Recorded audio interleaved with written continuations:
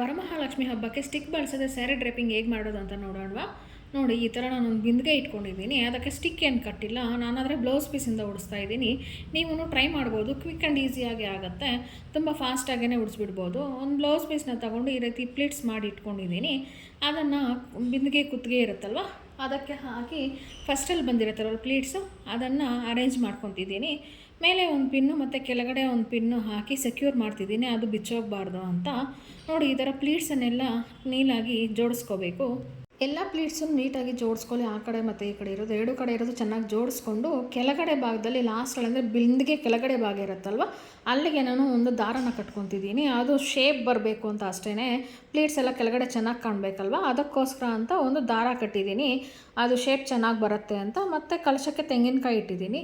ತೆಂಗಿನಕಾಯಿ ಇಟ್ಬಿಟ್ಟು ಮುಖವಾಡಕ್ಕೆ decoration ಮಾಡ್ಕೊಂಡಿದ್ನಲ್ಲ last time, ಅದೇ ಮುಖವಾಡನ ಇಡ್ತಿದ್ದೀನಿ. ಇವಾಗ ಮುಖವಾಡನ ಹಾಕಿ ಅದಕ್ಕೆ ಇವಾಗ ಹಾರನ ಹಾಕ್ತಿದ್ದೀನಿ.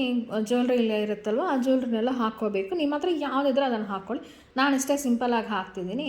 ಒಂದೆರಡು ಜ್ಯುವೆಲರಿ ಹಾಕ್ಕೊಂಡಿದ್ದೀನಿ. ಮತ್ತು ನಿಮ್ಮ ಹತ್ರ ಒರಿಜಿನಲ್ ಫ್ಲವರ್ಸ್ ಇದ್ದರೆ ಅದನ್ನೇ ಪ್ರಿಫರ್ ಮಾಡಿ. ನನ್ನ ಹತ್ರ ಇರಲಿಲ್ಲ ಆ ಥರ ಹಾರ ಹಾಕೋದಕ್ಕೆ, ಅದಕ್ಕೆ ಆರ್ಟಿಫಿಷಿಯಲ್ ಫ್ಲವರ್ಸ್ ಇತ್ತು.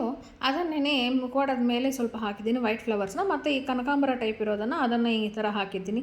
ನೀವು ಡಾಬುನು ಸಹ ಹಾಕೋಬೋದು, ತುಂಬ ಚೆನ್ನಾಗಿ ಕಾಣಿಸುತ್ತೆ. ನಾನೆಲ್ಲ ಒಳಗಡೆ ಇಟ್ಟಿದ್ದ ತೆಗಿಯೋಕ್ಕಾಗಿರಲಿಲ್ಲ ಅಂತ ಹಾಕಿಲ್ಲ. ಒಂದು ಸ್ಟೈಲ್ ಕಂಪ್ಲೀಟ್ ಆಯಿತು. ಇದು ಎರಡನೇ ಸ್ಟೈಲಲ್ಲಿ ಉಡಿಸ್ತಿದ್ದೀನಿ. ಇದಕ್ಕೆ 2 ಬ್ಲೌಸ್ ಪೀಸ್ ಬೇಕಾಗತ್ತೆ. ನೋಡಿ, ಸೇಮ್ ಅದೇ ಬ್ಲೌಸ್ ಪೀಸ್ನೇ ಮತ್ತೆ ನಾನು ಈ ಥರ ಫಿಕ್ಸ್ ಮಾಡ್ಕೊತಿದ್ದೀನಿ.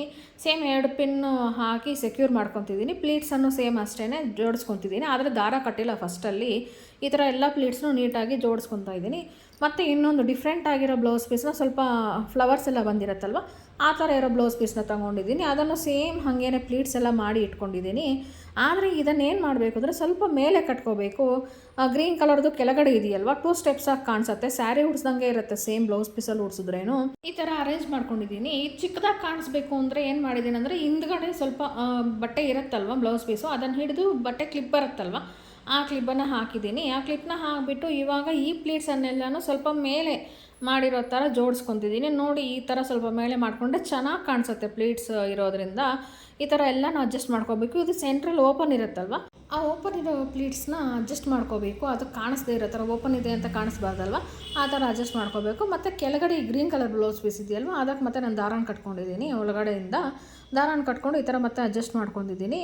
ಮತ್ತು ಸೇಮ್ ಜ್ಯುವೆಲರಿ ಹಾಕ್ತಿದ್ದೀನಿ. ಸೇಮ್ ಅದೇ ಥರನೇ ಒಂದು ಲಾಂಗ್ ಸೆಟ್ಟು ಮತ್ತು ಒಂದು ಶಾರ್ಟ್ ನೆಕ್ಲೆಸ್ ಟೈಪು ಜ್ಯುವೆಲ್ರಿ ಹಾಕ್ತಿದ್ದೀನಿ.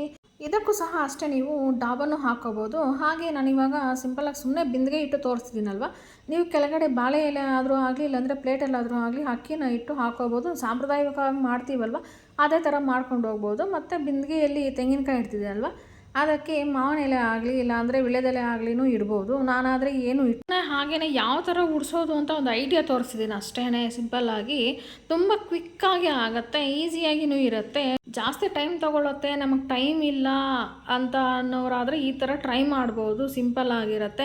ಇಲ್ಲ ನಾವು ಟೈಮ್ ತೊಗೊಂಡು ಟೈಮ್ ಜಾಸ್ತಿ ಆದ್ರೂ ಪರವಾಗಿಲ್ಲ, ಬೇರೆ ಥರ ಉಡಿಸ್ತೀವಿ ಅನ್ನೋರಾದರೆ ಬೇರೆ ಥರನೂ ಟ್ರೈ ಮಾಡ್ಕೋಬೋದು.